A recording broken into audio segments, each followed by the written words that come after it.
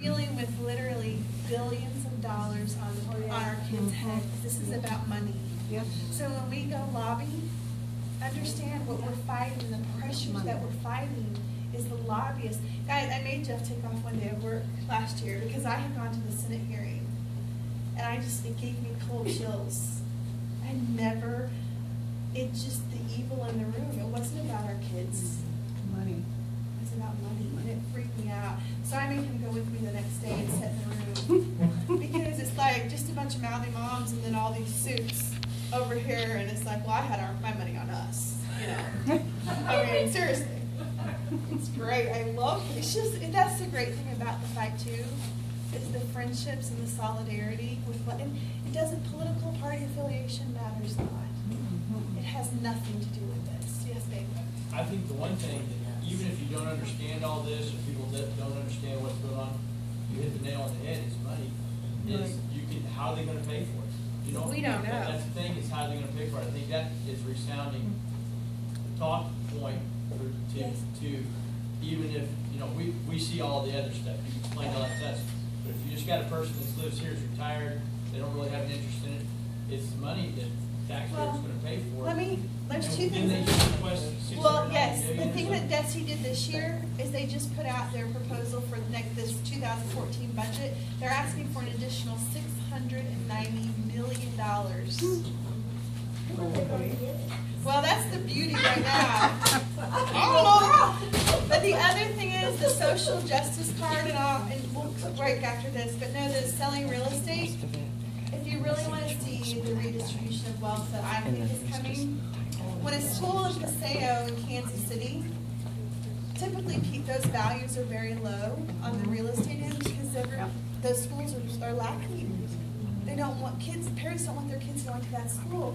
But 10 minutes down the road, you have Shawnee, Kansas, where the values are very, very, very high because the parents are involved in those districts, and the school board members that get elected have a say and fight for those kids.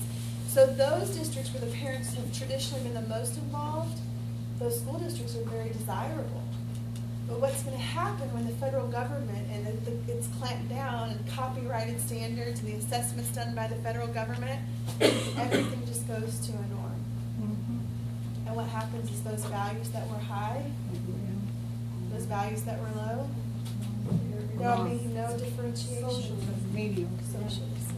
Well, you know, I will tell you that I was listening to a talk radio guy one day on the radio, and I can't even tell you who it was. Yes. It was somebody filling in for somebody, okay?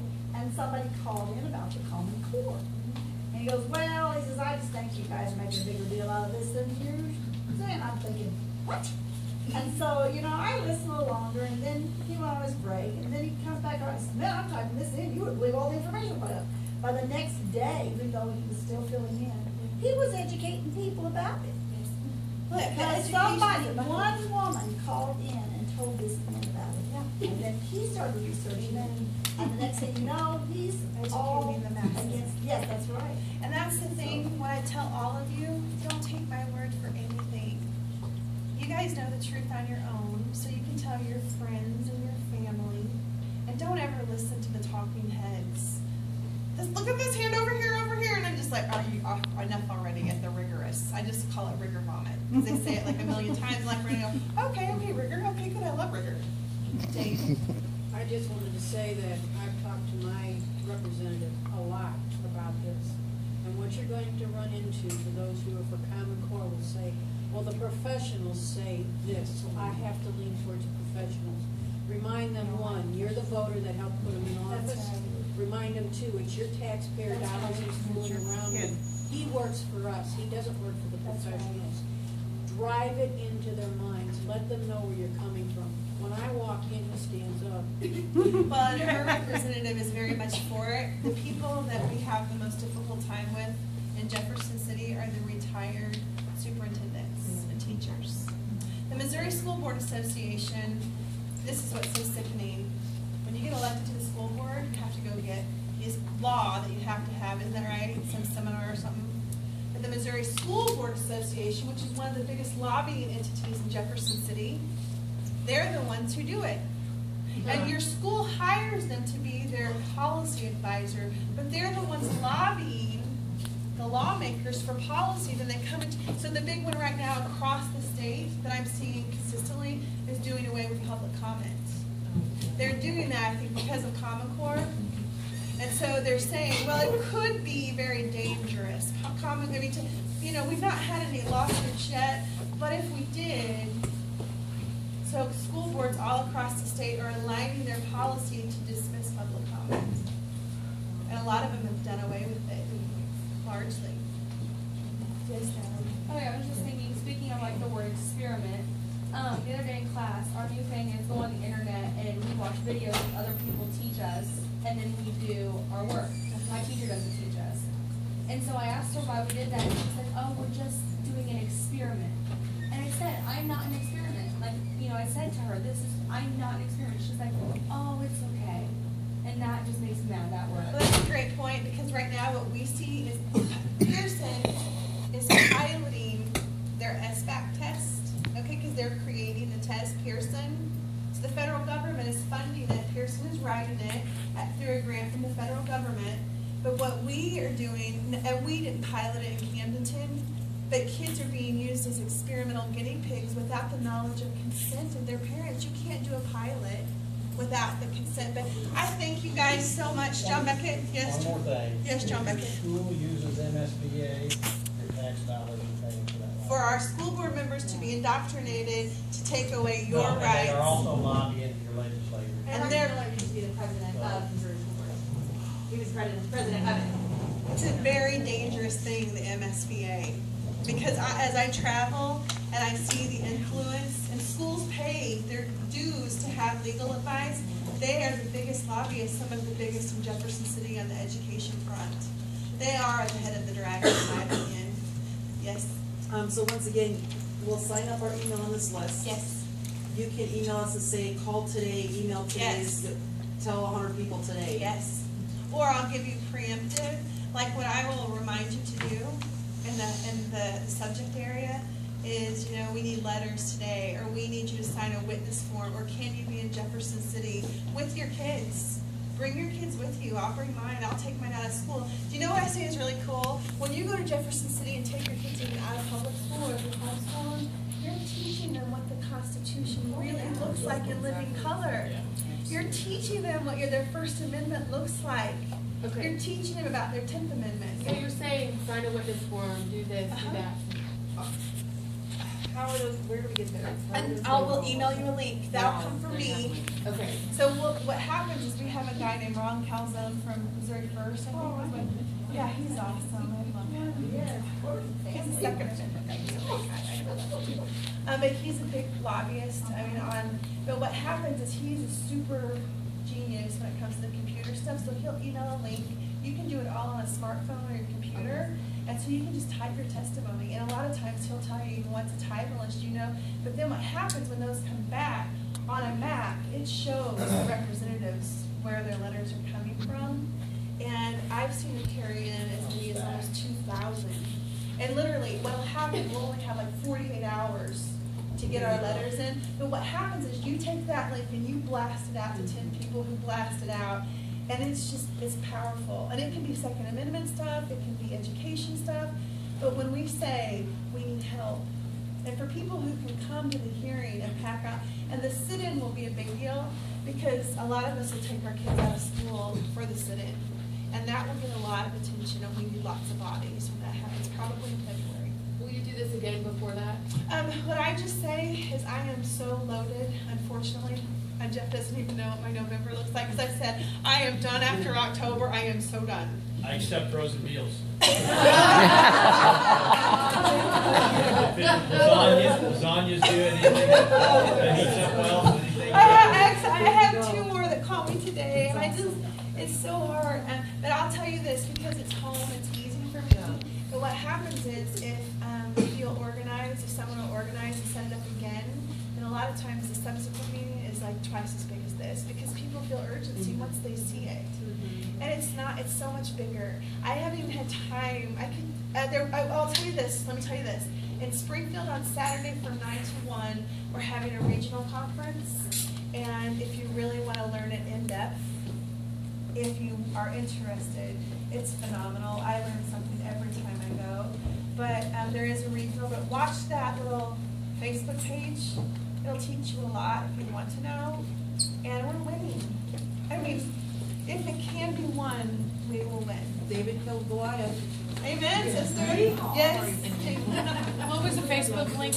Missouri moms against Facebook. I mean, against Missouri moms. Yes. Against Do you have pamphlets that list some of the They're all gone. They're all gone, sorry. I'll email you.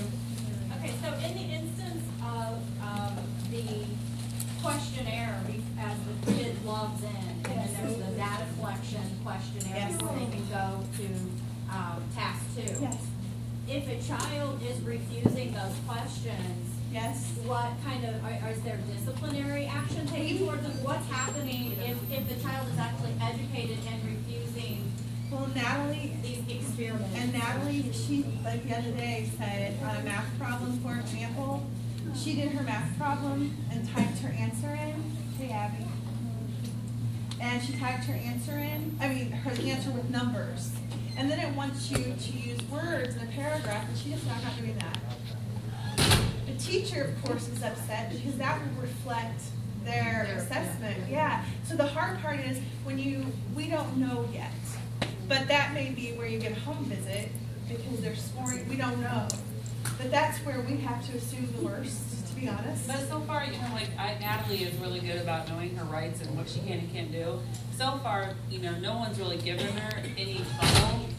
But I'm branded with Stacy as a crazy mom, so they're scared of me too. Because It's a great club. It is a great club. Crazy good is what we call it. Crazy good is what we call it. Crazy good. But I will, like Stacy said, I'll never apologize for having her back. And this is my child. This isn't Camdenton's child. This is my child, and I will be in control of her education.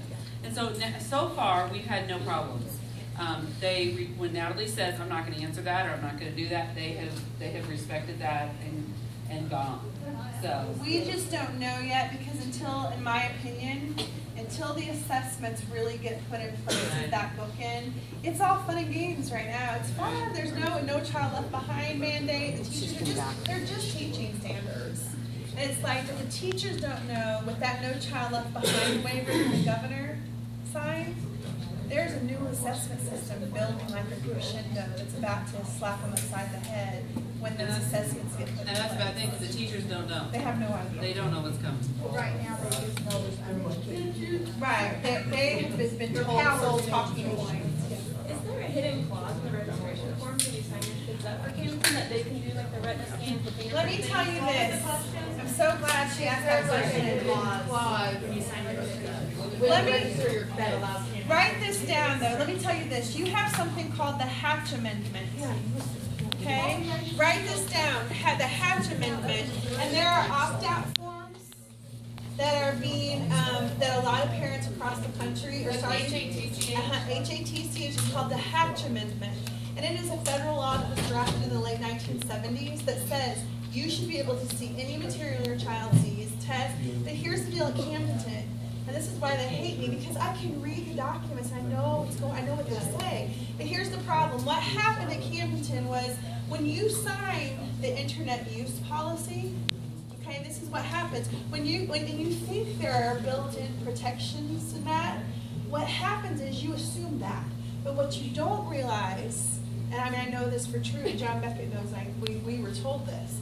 When you sign that, if your child goes in as an anonymous, and they say, I think I want to see what it looks like to be transgender. Well, when that ACLU lawsuit happened, they had to take a lot of those filters off. So if your third grader decides to be ornery, they don't have to tell you. Your child can be anonymous. Whoever is doing it, the whatever you call it at school, like the grandmaster, I don't know. It shows my age, so there's a lawsuit. But they decide. And then what happens if those are open to your child, they're open to every other child in the district, K through 12. So what you don't realize, yes, to just illustrate that point, that's why I was so upset with the technology use provision. Because if some weird junior wanted to see really off-the-wall stuff, well, it opened that, but it opened it to every other kid in the district. And that's what that ACLU lawsuit, was interviewed by a New York Times reporter, and we sat down for dinner one night. I actually liked him very much, and he said, so, you have a problem with gays? I said, no, that's not the problem. So the problem is parental consent.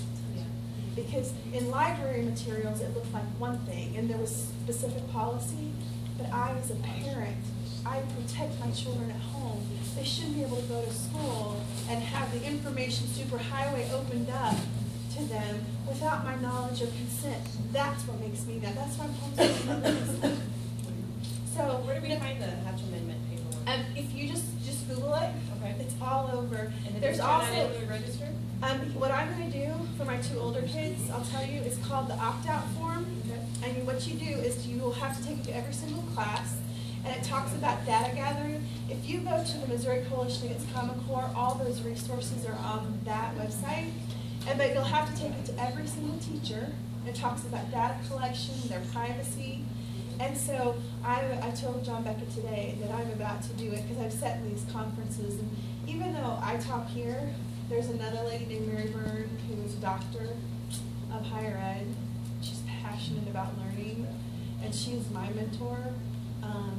She's phenomenal, but she's taught, I'm learning so much from just listening to her, that will be the next step in protecting our We know children. that our teachers are going to honor that opt-out form though. That's a great question, but let me tell you this, the legislation that they're working on, because we sat in a little meeting a couple of weeks ago, and there was a meeting, and it's cool because what they're doing is because, see, DESE ignores so many of the laws, and they hope for a new class of freshman lawmakers who are just stupid.